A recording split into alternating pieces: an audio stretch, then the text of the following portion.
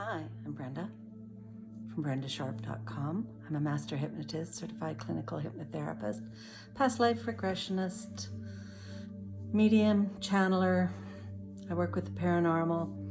I'm a psychic, intuitive empath, as well as a few other things. Today I'd like to talk to you about grief and how it affects our lives and how it affects our health. When a person dies, somebody, a loved one especially,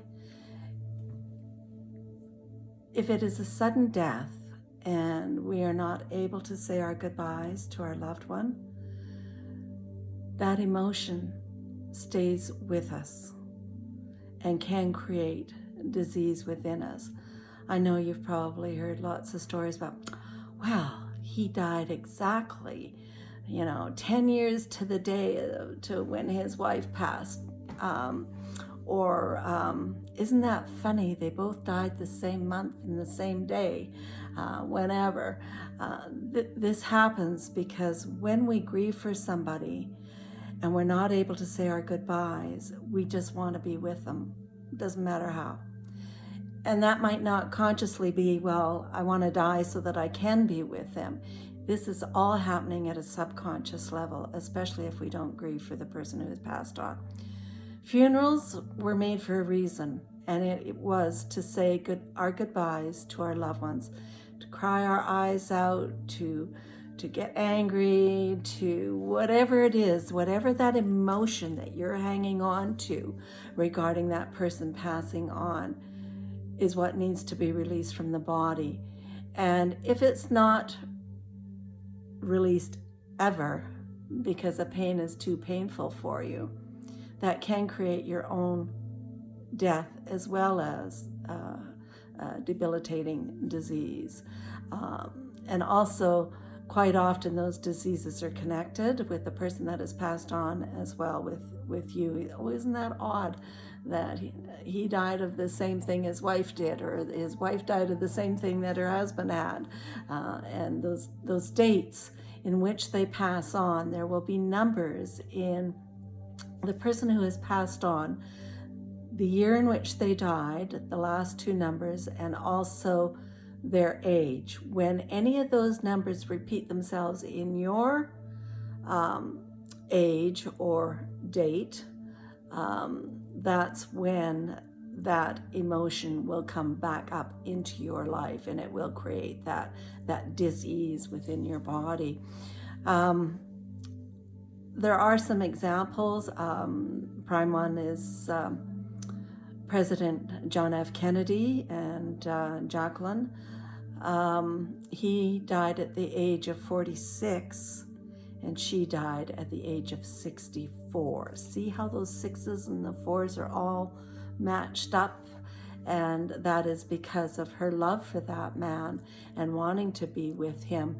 That was her true love, and vice versa. So when those numbers repeat themselves, that's can create your death.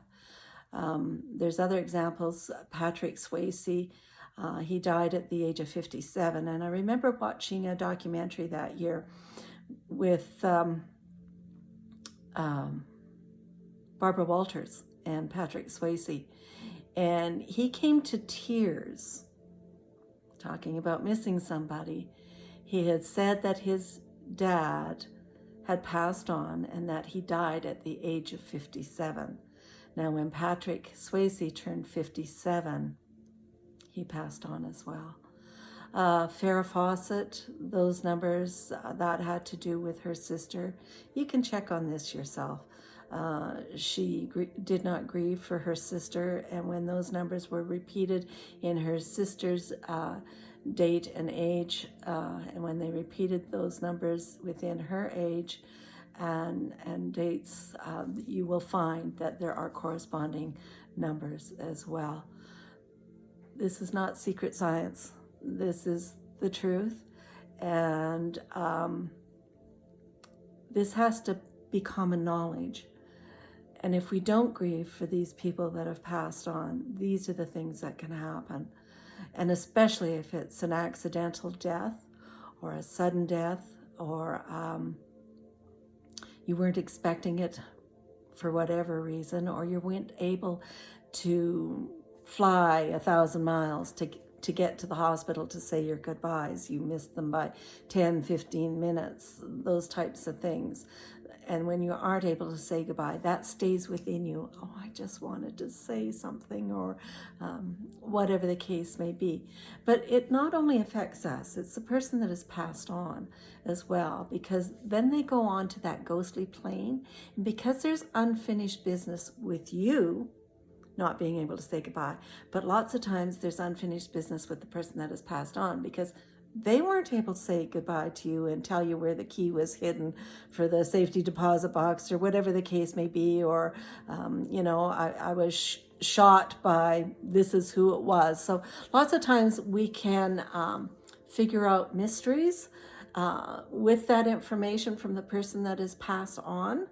But also it's so important for this person that is passed on to not be in that ghostly plane, because that ghostly plane to me is hell, and they can't pass through into the light to carry on with their journey being a soul.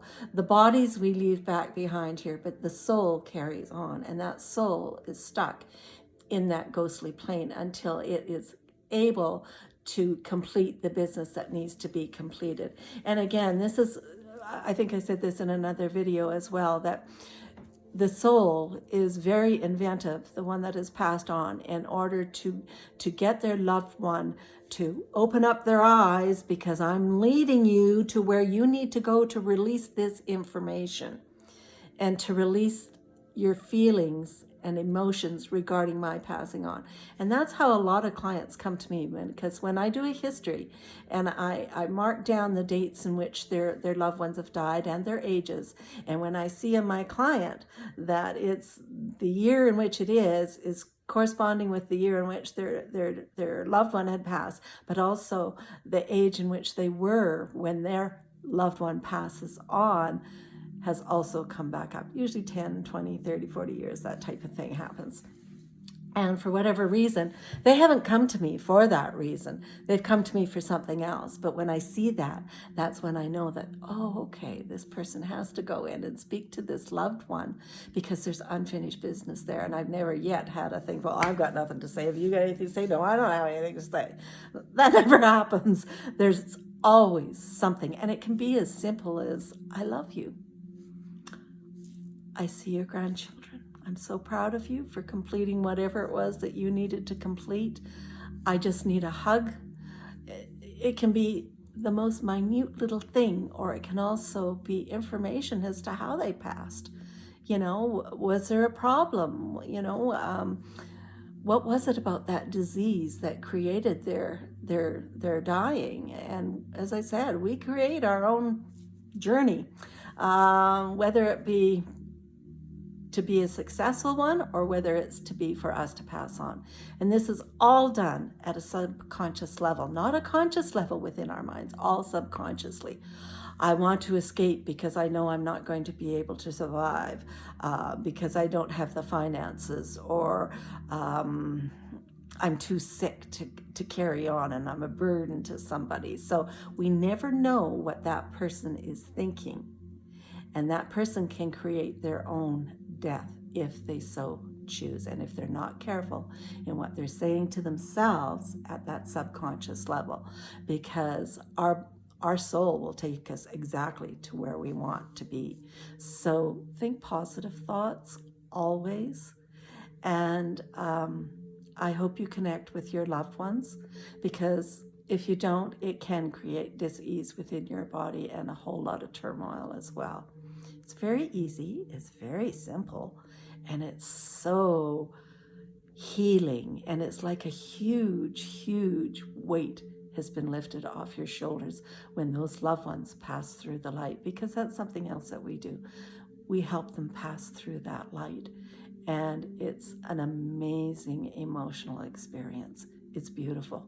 It really is. Anyway, thank you for visiting my video today. You can check my webpage out at brendasharp.com, as well as my testimonials. Don't forget to check those out. and my blogs. There's a few interesting things on a couple of my blogs there. So thank you again, and it's been a pleasure chatting with you this morning. Take care, and love to your loved ones. Bye now.